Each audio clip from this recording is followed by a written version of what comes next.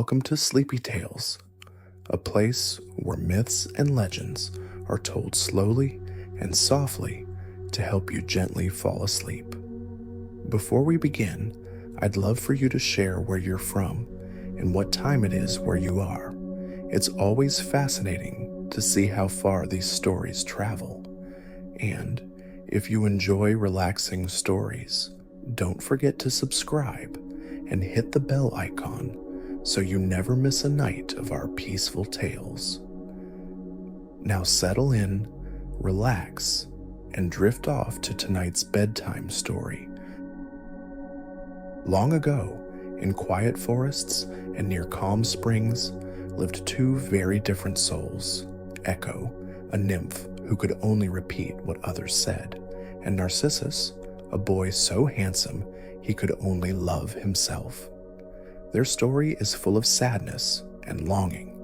It is a tale of love that was never returned, of a voice that slowly faded, and of someone who chased a reflection that could never love him back.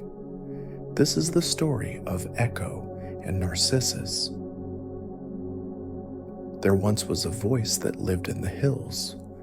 It belonged to a nymph named Echo, though it was difficult to tell where she ended and the land began. She was the air between the trees and the hush before rain. She spoke with the breeze and laughed with the water tumbling over rock. Her voice was her gift, and she gave it freely. Among the scattered nymphs of the highlands, Echo was unlike the others. While they danced or slept in sun-warmed groves, she wandered alone, not out of loneliness but devotion. She loved stories more than stillness, sound more than silence. She filled the valleys with song and shadowed caves with whispers. Even the rocks seemed to lean closer to hear her. The gods noticed.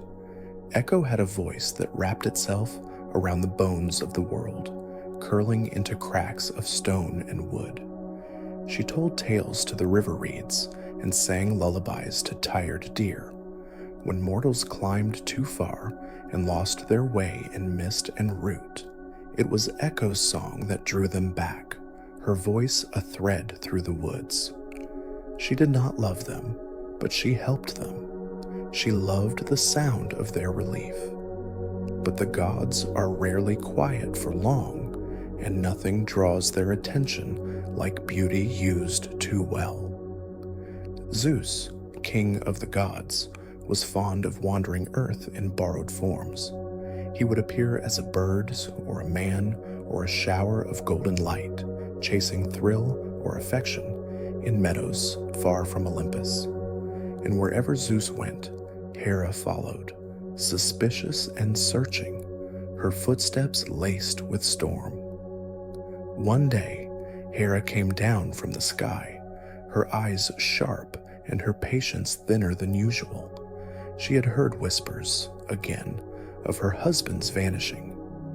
She walked through the woods, thunder curling in her hair, looking for signs, looking for deception. Echo saw her from the edge of a cliff. She recognized the fury before the face. It came in ripples, in the way animals fled and clouds gathered. And though Echo owed the queen no favor, she thought it might be a kindness, this once, to delay her. The others were not ready for the wrath Hera carried in her sleeves. So Echo stepped out from the rocks and greeted her with words. She spoke not of Zeus or infidelity, but of clouds and forest and the shine of wet stones after rain. She complimented Hera's silver cloak and her flame-dark hair. She wove stories around the queen's ears, long and blooming, meant not to deceive but to distract, and for a time it worked. Hera listened, half smiling, caught in the thread of Echo's rhythm. But time is a fickle thing to gods. Even the most artful speech will stretch too far. Hera saw through it at last. Her lips tightened and her hands curled into the folds of her robe. "You delay me with your tongue," Hera said, "then your tongue shall serve no one." There was no lightning, no fire, no scream, only a quiet weight settling into Echo's throat. From that moment forward, Echo could no longer speak freely. Her voice, once the shape of the wind, was now a cage. She could only repeat what others had said, never more, never less. Her song was stripped of its origin. Her gift turned to echo. The hills grew quieter in the seasons that followed. Echo retreated from the living, unable to speak her own mind, unable to share her stories. She wandered the cliffs and caverns, mouthing birdsong and wind, saying nothing first, always following. The other nymphs pitied her. Mortals no longer heard her voice as a comfort, but as a haunting. The gods ignored her, their attention drifting elsewhere. What is a voice that cannot begin? What is a song that belongs to someone else? Still, Echo remained. She did not die. Nymphs rarely do, but she thinned as if her body was trying to match her speech. Her limbs grew light, her footsteps soundless. She did not cry, not often. Crying, too, required a beginning. She could only repeat the weeping of others. Seasons passed. Trees budded, bloomed, and shed. The forest changed, though slowly, and Echo wandered its edges, a presence without weight, a voice without source. One day, she came upon a glade she did not recognize. It was sunlit and quiet, the kind of silence that holds its breath. There were no footprints, no songs, just stillness. Echo paused. Far across the clearing, something moved, graceful, golden, not beast, not tree, a figure. She watched from the shadows as the stranger stepped into the sunlight. His face was turned toward the sky, and for a moment, Echo forgot everything. His beauty was the kind that turned the world inward. Even the birds did not sing. Echo's hand gripped the bark of the tree beside her. Her mouth opened, but she said nothing. She could say nothing. The young man wandered among the wildflowers, unaware of the eyes that watched. He moved as though he belonged to no one. The trees bent toward him. The air felt heavier. And Echo, for the first time since her curse, felt something other than grief. It was sharp and sudden and warm. It made her lean forward without thinking. Her heart, a thing she had almost forgotten, beat faster. She did not know his name, not yet. But her silence had found a shape, and it would follow him. The boy who caught Echo's gaze had no name in her heart yet, only presence. A figure of light and stillness among the trees, unaware of the silence he disrupted. She followed him, not as a stalker, but as shadow, part of the land, as she had always been. But this time it was not curiosity that stirred her. It was yearning, slow, unfamiliar, almost painful. She did not know he had been shaped for this, to be loved, and to never love in return. He was called Narcissus. He had been born by the river Cephissus, son of the water god and the mortal nymph Liriope.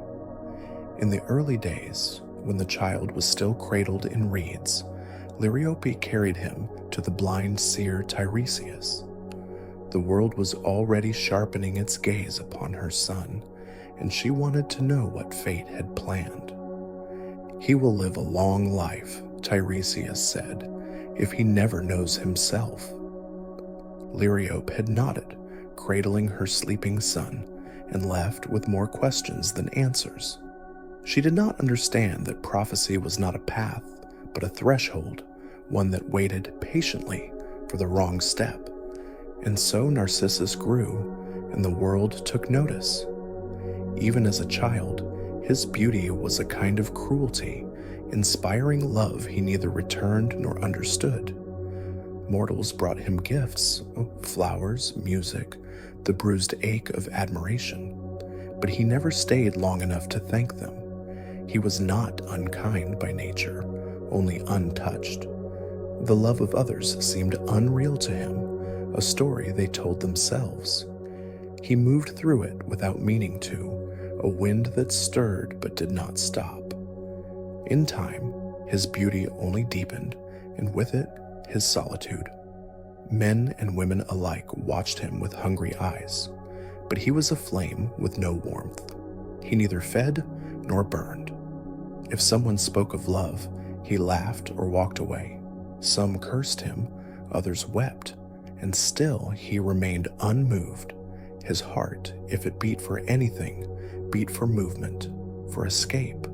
He wandered through groves and mountains, seeking neither glory nor wisdom, only silence, only stillness. The gods noticed, as they always did, but they are slow to act and often crueler in patience than in wrath. Narcissus was left untouched, allowed to drift further into himself, and perhaps the gods waited only to see what shape his ending would take. It was during one of his wanderings that he entered the glade, where Echo saw him for the first time. To her it was sudden, but for him it was merely another afternoon. The sun filtered gently through the trees, and the grass welcomed him as it welcomed all beauty, quietly, reverently. He moved like something half divine, though he carried no thunder in his voice, no lightning in his veins. His only weapon was what the world saw in him and what it could never reach. He knelt by a stream, brushing his fingers against the water. The birds above were silent, and the trees leaned in. Echo stood hidden behind the curve of stone and trunk, watching, not daring to speak, not daring to breathe too loudly. She followed him for days, never close enough to be seen, but always within reach of his presence. Her longing was not born of understanding. She did not know who he was or what he had done, but something in her broken voice, her echo of other people's words, ached to repeat something that began with him. She tried once to step closer. He had paused to drink from a spring, and the wind shifted just enough that her foot snapped a twig beneath the moss. He turned his head sharply. "Who's there?" he called, not in fear, but in command. Echo's breath caught. Her voice, once boundless, now hung on the air like a thread, and she answered the only way she could. "There," she whispered. "Come out." Out. He looked around, puzzled. "Why are you hiding?" Hiding? His brow furrowed. The sound was beautiful. Her voice was always beautiful, but the repetition gave it a strange, ghostly shape. He stepped forward, searching the trees. "This isn't funny." Funny. He turned back toward the stream, frowning, and said no more. Echo sank into the earth behind her, her cheeks burning, though no one saw. She had hoped he might speak more, might say something she could use, something tender or kind. But the moment passed, and he continued on, leaving the glade behind. Still, she followed, silent and unseen, weaving herself around his solitude, like thread around a stone. She watched him reject others. A shepherd with a garland of violets tried to speak to him once, offering it with trembling hands. Narcissus didn't even pause. His footsteps were soft, but his refusals were harder than steel. Another nymph approached, her hair crowned in golden fern. She waited in his path for hours. He looked past her, not through cruelty, but through detachment, as though she were a tree or a rock or a shadow that would move in time. Each time Echo witnessed one of these moments, she felt something tear within her. Not jealousy, but sorrow. Not for them, but for him. He had so much beauty in him, but none of it could be shared. He was a sealed jar full of light, floating on a dark river. She tried again. One morning, while the mist still clung to the grass, she stood close, closer than ever before, and whispered, "Let me speak." "Speak," she echoed. But he said nothing. He hadn't heard the first words, only the last. He stepped into the clearing, picked a leaf from a branch, and walked on. Her voice was no longer her own. Her longing had no path. And still, she followed him because she had no other direction. In the stillness of the forest, something was shifting. The world was drawing its breath. Fate, which had watched from above with hands folded, now leaned forward.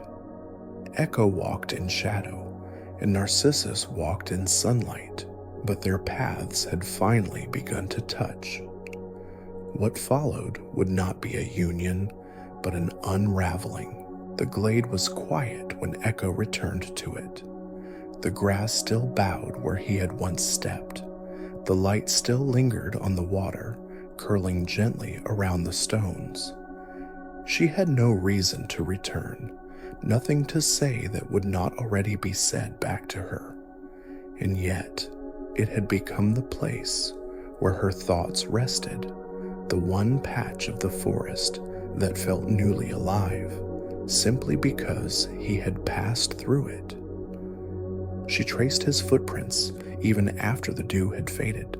Her voice, the one she could no longer use, hummed within her. Not words, but a presence as a pressure. She wanted to say his name, but she had never heard him speak it. She wanted to call to him, to give shape to this ache that lived just beneath her ribs, but she could only wait, listening for him to speak again. And he did. Days later, his path curved once more toward the glade. She heard his footfall before she saw him. It was like thunder to her, even though it barely stirred the leaves. She drew close, carefully half hidden among twisted roots and dark ivy. Her breath caught as he came into view, his hair gold-dusted by sun, his mouth set in calm indifference. He sat by the water again, the same place, as though drawn to it by something older than memory. Echo stood behind a thicket of fern, her heart trembling like the leaves. She stepped forward, just enough to make the branches tremble. A single twig broke beneath her heel. He turned. "Who is there?" he said, his voice firm. "There," she whispered. "Come to me." To me. He paused, eyes narrowing slightly. "I won't hurt you." "You?" Echo's fingers clutched at the bark of a tree, trying to hold herself still. She wanted him to say something, anything that she could wrap around, repeat, carry like a thread through the dark. "Show yourself." "Yourself?" He stood, scanning the trees. "Another game?" he muttered. "Some nymph hiding again?" "Again," Echo repeated, her voice so soft it barely carried. He turned away, walking further from the sound. She reached after him, not with her hands, but with longing. And then, unable to stop herself, she moved into the clearing. Her body, half haze and half form, stepped into the open. Her eyes found his. She didn't speak, not yet. She didn't need to. Her presence was already a confession. He looked at her, truly looked at her for the first time, and something cold moved behind his eyes. "I've seen you before," he said. "You follow me." "Me," she answered. He tilted his head as though trying to make sense of her. "Why?" "Why?" she repeated gently. It was all she could do. Her hands lifted, palms empty, her form trembling with the weight of feeling she could not express. She stepped forward again, slow and careful, as if approaching a deer that might bolt. His face shifted, curiosity thinning into disdain. "You echo me." "Echo me," she repeated. He stepped back. "You're nothing but a shadow," he said, a voice that doesn't belong to itself. "To itself," she echoed, and her eyes stung, though she did not look away. "Why would I want to speak with something that cannot even speak for itself?" For itself. There was no cruelty in his voice, not the kind that is deliberate, but it was still cruelty. He turned and left the glade, the way he always did, without looking back. Echo remained behind. Her arms, once lifted, slowly dropped to her sides. Her face tilted toward the water, but she did not see herself. She had no reflection there. Only the trees looked back. She did not cry. Crying required a beginning, and she had none. Time passed, measured only by the slow turning of leaves and the deepening of shadows. Echo wandered the forest, her steps lighter than before.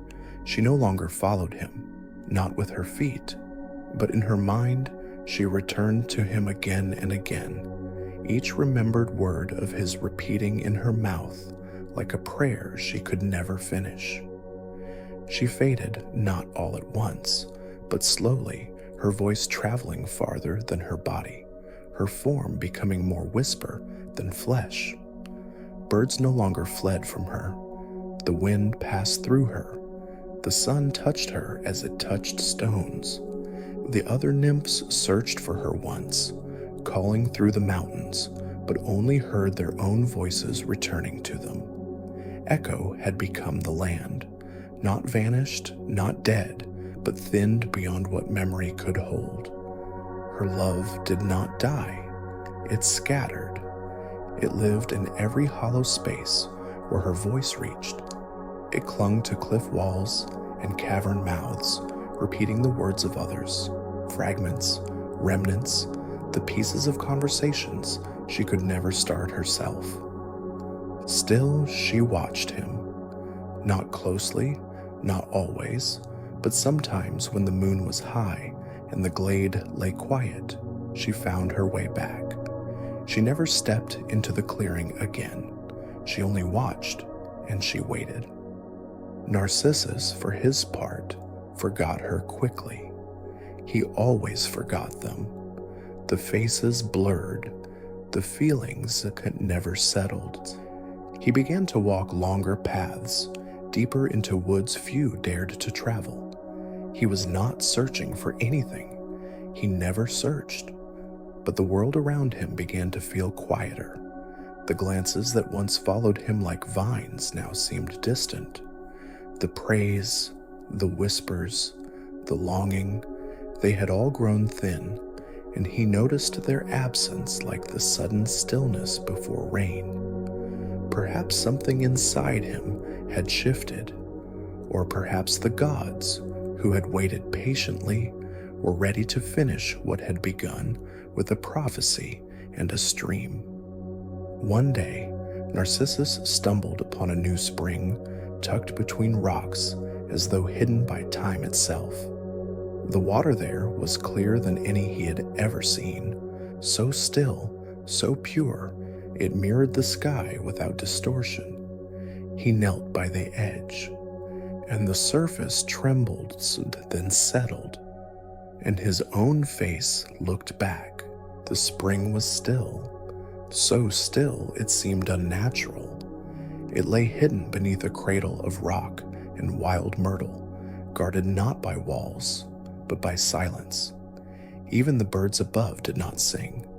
The air here was thicker, hushed with the weight of something old, older than stone, older than memory. Narcissus knelt beside it, unaware of the place's history. He did not believe in omens, and if he did, he would have ignored them. He was thirsty, that was all. His hands, smudged with dust, dipped into the water, but he did not drink. He saw a face, and the world shifted. The image in the water stared back at him, eyes like darkened glass, mouth slightly parted, golden hair framed in wreaths of sunlight. A beauty he had never seen before, not in all his wandering. He blinked. The face blinked. He tilted his head. It tilted too. He leaned closer, his breath brushing the surface. The image wavered, then reformed. The water would not give, not even for his touch. Something caught in his chest, not recognition, not yet, but awe, quiet and total. A sensation like falling, though he had not moved. For the first time in his life, he was struck silent. He reached forward again, slowly, as though to cradle the cheek beneath the glass. But the water shivered and broke the face into ripples. He pulled back sharply, heart quickened, watching the image return. He did not understand what he saw, not completely, but it was beautiful, and that was enough. And the tragedy began. He stayed beside the spring, not with the idle grace of a traveler resting, but with the devotion of someone who had finally arrived. Hours passed unnoticed. The sun drifted from its high seat, laying golden slats of light through the leaves above. Shadows changed shape. The air cooled. Still, he watched. He whispered to the image, quiet words, thoughts he had never said aloud, compliments, admiration, fragments of longing. The face in the water never replied. It only watched him with the same aching gaze, mirroring everything he did. He smiled, so it smiled. He sighed, it sighed back. He did not eat, he did not rise. The world beyond the clearing narrowed to the span of a pool and a reflection he could not touch. And far above, the gods stirred. A few pitied him, but many did not. Some said it was justice, that beauty so cold should meet a love just as unreachable. Others merely watched, detached, the way stars observe fires burning far below. Time folded. Narcissus no longer wandered. His feet were rooted to the earth, his eyes tethered to the spring. Even in sleep, he lay beside the water, curled as if to protect it, though it offered nothing in return but his own image. If he dreamed of the face and its silent devotion. Sometimes he would try again, speaking softly, reaching gently toward the surface, but the reflection would vanish and return, always just beyond reach. His longing grew not softer, but sharper. He ached with a hunger that no food could quiet. He no longer remembered what he had rejected. The garlands, the gifts, the hearts offered and turned away. They had blurred into something distant and meaningless. He could no longer hear Echo's voice, not even in his mind. All the sounds that had ever chased him now fell away, replaced by the soft lapping of water and the silent company of the one face that never left. But even reflections cannot stay forever. One evening, As the moon cast silver light over the clearing, he leaned closer than he ever had before. His lips brushed the surface, just a kiss, just a whisper of skin on water. The reflection shattered, the water trembled, and the face was gone. He gasped and pulled back as though struck. "Come back," he said, voice hoarse. "Please, please," the echo whispered from the trees. He looked up, startled. For a moment, he believed it was the reflection speaking. His heart leapt. "Where are you?" "You," the echo answered. He stood disoriented. His knees trembled. "Show yourself." "Yourself?" He turned toward the sound, eyes wide. "Do you love me?" "Love me," Echo whispered. It was not a trick. It was not a lie. But it wasn't what he needed. Narcissus turned back to the water. The image had returned, but it was already fading, flickering beneath the current, the edges blurring. He knelt, cupped his hands to steady it, to coax it back to clarity. But he could not. The reflection no longer waited patiently. It had grown dim, and he began to understand. He stared at the water for a long time. "This is me," he said softly. "Me," Echo replied far away. The prophecy came back to him in a rush, a memory buried deep. He will live a long life if he never knows himself. But now he knew, not the way mortals know their names or faces. This was deeper. He had met himself and fallen in love with what he could never possess. He did not cry, not yet. The pain was too fresh, too whole. His chest was hollow, as though carved cleanly by grief. He curled beside the water, one hand reaching toward it, even as the image began to dissolve with the coming night. He did not notice the flowers blooming near his feet, and somewhere, Echo watched. She had never stopped, not fully. Though her form had grown faint, though her voice had thinned into the cracks between stones, she had followed. She watched him now, not with hope, not even with love, but with the quiet ache of recognition. His sorrow was hers, his isolation, his desperation, they mirrored her own. He had not seen her, not truly, but she had always seen him. And she stayed, lingering in the trees, waiting for the silence to deepen, waiting for the final moment she could not stop. Morning rose slow and soft over the glade. The trees, tall and unmoved, watched as dawn laid a pale veil across the earth. The spring glimmered faintly, catching the early light. It no longer mirrored the world perfectly. Its surface now bore the smallest ripple, as if disturbed by a breath that no longer came. Narcissus lay curled at its edge. His body was still, quiet as stone, his fingers slack where once they had reached for the face in the water. The light touched his skin, he did not stir. His gaze, once full of searching, was now closed to the world. He had not left the glade, not once. He had spoken to no one, eaten nothing, loved only what could not answer him. The reflection had been his companion in his undoing. In trying to hold on to it, he had let go of life. No god came to collect him, no nymph to mourn him. The forest accepted his stillness without protest.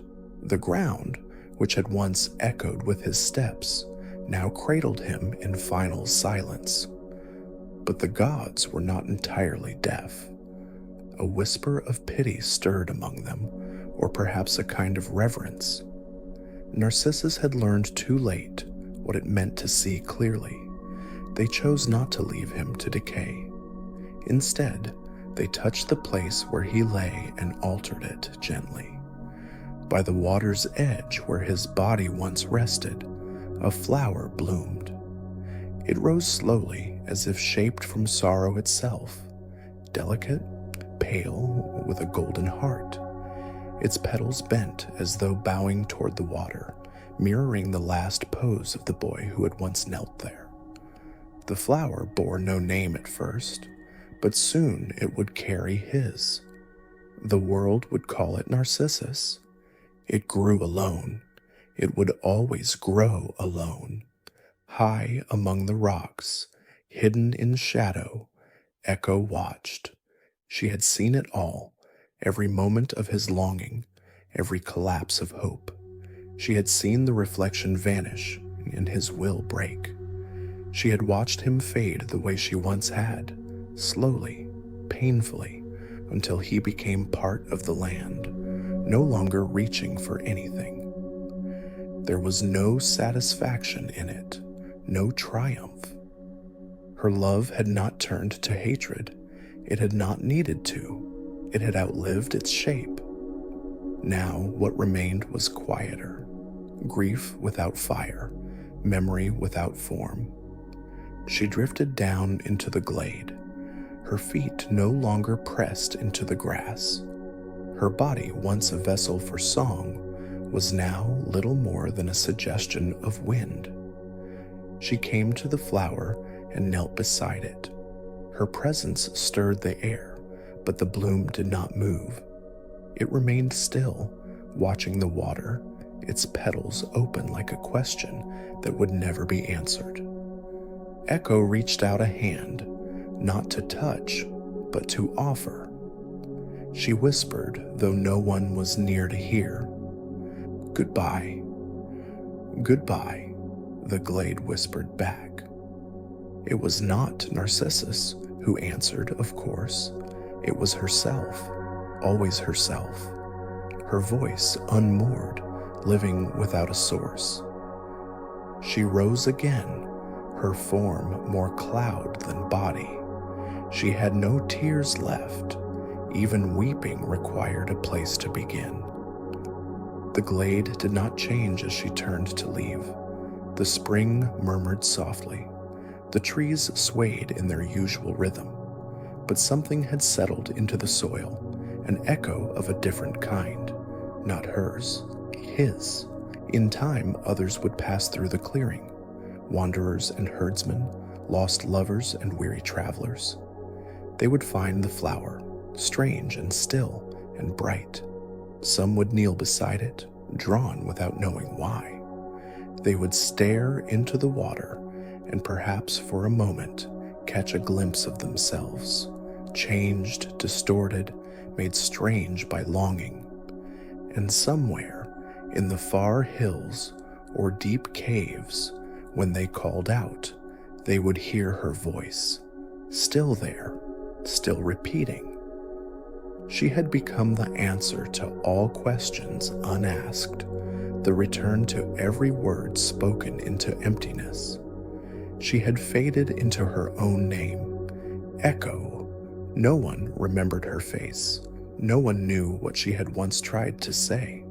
But her voice lingered, tied not to herself, but to others, to those who reached and did not find, who spoke and were not heard.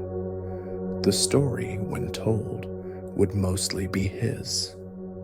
They would say he was beautiful, that he was proud, that he met a tragic end, loving a thing that could not love him back.